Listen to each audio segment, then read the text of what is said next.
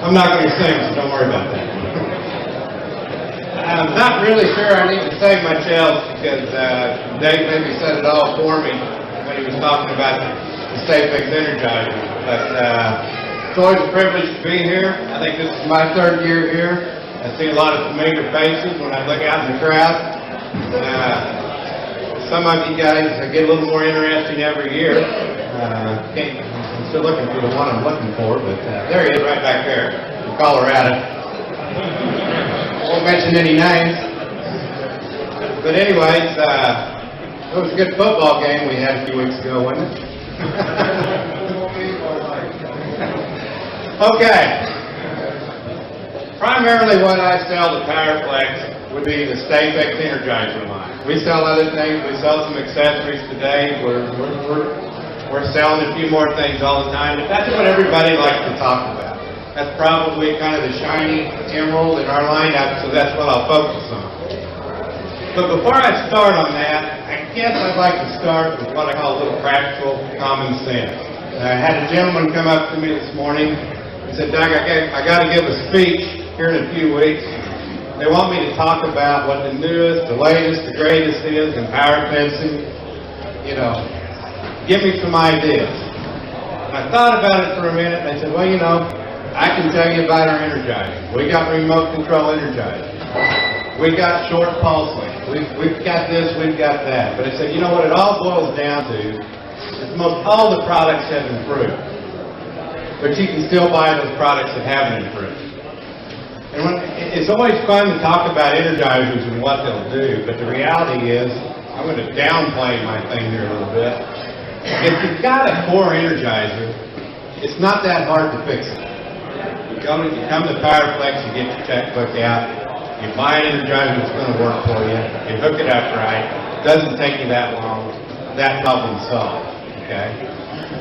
So I'm going to start off, I'm just going to talk a little bit about the whole scenario. I said, you know, really, if it were me giving that speech, I think what I would talk about is I would talk about the importance of using good products all the way through your system. So we're running a little behind time. The boss of Powerflex, which is Connie, and I know that because when Dave and I were putting the new desk in the office, hers weighed more than anybody's. Connie said, Doug, we need to kind of hold questions down if we can, and I'll be here all day today, and then we'll be here all day tomorrow, so we'll be glad to answer any of your questions we can. We'll sure be back here and be available, but I'm going to start off and ask you guys a few questions. How many of you guys are currently using some form of electric fence? Great, okay. I'm going to be pretty basic. This is 101. What three components does it take to make an effective fence, power fence? Ground, okay. Ground rod. Had quite a few questions this morning about grounding, so I'm going to talk a little bit about that. What else?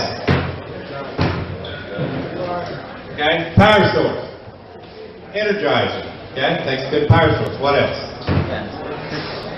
Wire, fence. Right there, okay? Takes all three of these. We've got a new unit out. It's probably the largest in the world. Dave's been robbing at the bit to get this in, and it just came here today. It's a 63 joule output unit. We'll talk a little bit about it. You know, I haven't had a chance to really play with it myself yet. But it's almost twice what a 36 is, so I can imagine. But I can also tell you this. If you put it out there on your system, and this isn't right, and this isn't right, you've thrown your money away. Anybody disagree with that? Well, you know, that's a little bit about what I'm going to talk about. And then we'll bounce into the Energizers. I'll just give you a review of what we got, what's going on, and whatnot there. Let's start off with grounding. Okay? I hear a lot of people go, well, how much ground do I need? Well, these people say that I need so many ground rods per joule of energy. I've been doing this since 1983, and you've got to have some guidelines to go by. But the one thing I can tell you is I cannot tell any one of you guys what it's going to take to properly ground your Energizer on your place. Okay? But I can tell you how you know if your unit is properly grounded once you install it. Okay, has anybody ever tested their ground system? Good, getting a few hands. The rest of you, why not? Yes, sir. How do you do it? How do you do it? All right. Fair question. Let's get into it. Okay. I'm going to assume that if you're using power fence, you're going to have some way to read your power. You're going to have a voltmeter. Maybe you're going to have a fault finder. You may have a 5-light tester. I kind of frown on those, but it's better than touching the fence. I promise you that. Okay? So how do you do it? The way you do it is this. Start off with a recommendation. The larger the unit, the more joules of output a unit is, the more ground it's going to require. Okay? Now, if we're trying to ground a unit here versus in West Kansas, it's going to be different. In West Kansas, it's drier soil. We have very little mineral content. Over here, we have a little more moisture normally, but we also have a lot more rocks, so we can't always grind this deep. So I'm not really going to give you a rule of thumb of how many ground rods you need. I'm just going to tell you this. If you're going to put in a permanent energizer, we're going to start with at least 3 ground rods. And we want those ground rods to be galvanized or stainless steel, and we want them at least 10 feet apart, and we want at least 5.5 foot of soil contact with those ground rods. Now, that'll work great on a 1, 2, or 3 joule unit in most cases. On a 36 joule unit, you're going to need more. Okay? There's one simple way to test it. Once your fence is installed, turn it on, go out on your fence at least 300 feet from your energizer and take a reading. Maybe you got 6,000 volts, maybe you got 3,000, maybe you got 9,000. Okay? At that point, you start shorting that fence out. We want to pull that fence down below 1,000 volts. Okay? The reason for that is if you want to find out where the holes are in the system, you put it under pressure. And that's what we're doing. We're putting it under pressure. Okay? To get that fence line voltage below 1,000 volts. Now, if you got a 36 joule unit, that can be hard. You may want to park a bulldozer on. You may want to hook it to your neighbor's barbed wire fence. Do whatever you got to do. At that point, go back to your ground rods and stick your voltmeter on your furthest ground rod from the energizer and take a reading. Ideally, it will have no voltage on it. You got a perfect system when you do that. Okay? Everybody follow me so far? Okay. We're going to short that fence down to at least 1,000 volts. Then we're going to go back to our ground rods. If we got 3, we're going to go to our furthest ground rod from the energizer, and we're going to take a voltage reading.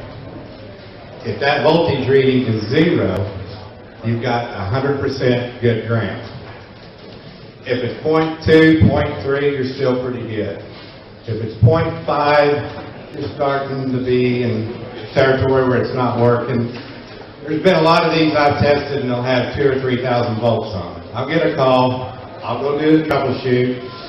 First thing I'll ask the guy is if he has a good ground. Oh yeah, I got a good ground. You know, when I was growing up, a good ground was a track axle driven in the ground and a piece of copper wire wrapped around it. That's not a good ground.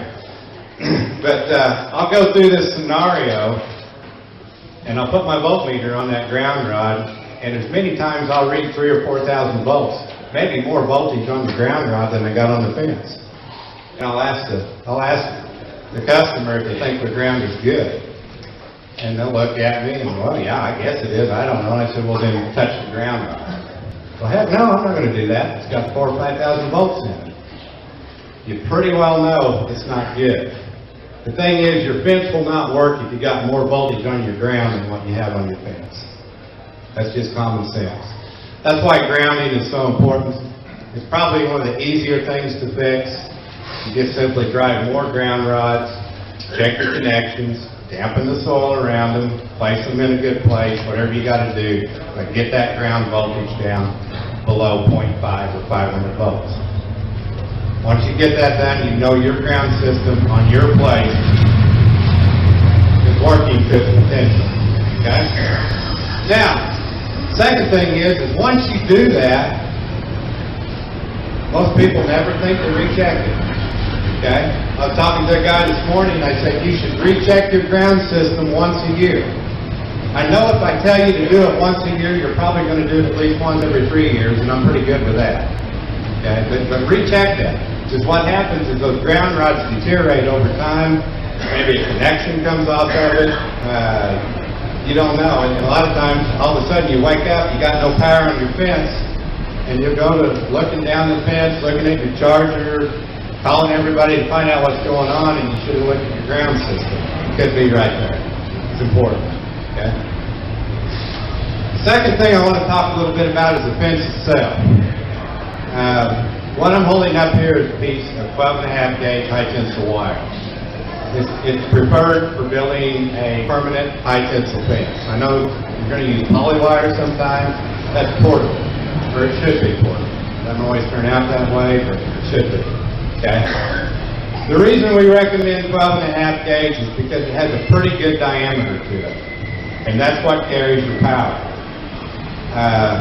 Kind of give you an idea. Anybody ever used 17 gauge fence wire? You know, the thin stuff?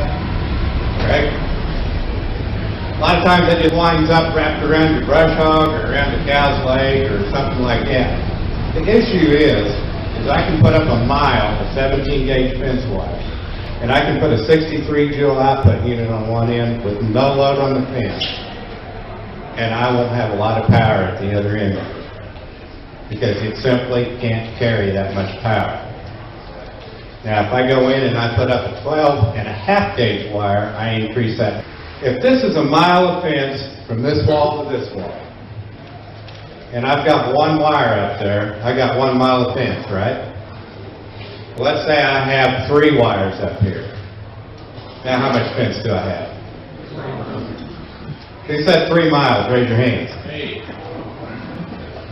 Okay. Who said anything more than that? Raise your hand. Yeah, you guys are catching on. Kind of. Actually, to me, I still have 1 mile of fence. Okay? It's still a mile from here to here, isn't it? That didn't change. All I did was add more wires. I actually increased my carrying capacity. This wire has 56 ohms of resistance per mile. If I put 2 of these on there and tie them together, I'd have my resistance. I'm now down to half that, about 28 ohms per mile. If I add another one, I've lowered it. Another way to think about it is think about this as being a water pipe, a mile long, and it's a 1/2-inch water pipe. And I'm not getting quite enough water down at the other end, and I got a few leaks in it. So I go to town and I buy a bigger pump, and I put on it. Maybe I get a little more water down at the end, but you can only put so much water through a 1/2-inch water pipe. And then you start getting a few leaks in that water pipe, and you can get very little water at the end. If we increase that water pipe to a 2-inch pipe, and we put a bigger pump on it, now we can move a whole lot more water down that line. Even with some leaks, we're still going to get more water at the end. It's really no different with what we're doing right here. It's just things to think about. Talked to one guy this morning about voltage of it. Well, you think about it, 6 miles going out one direction is quite a long ways to go. Okay? And I said, is your fence dead end? He said,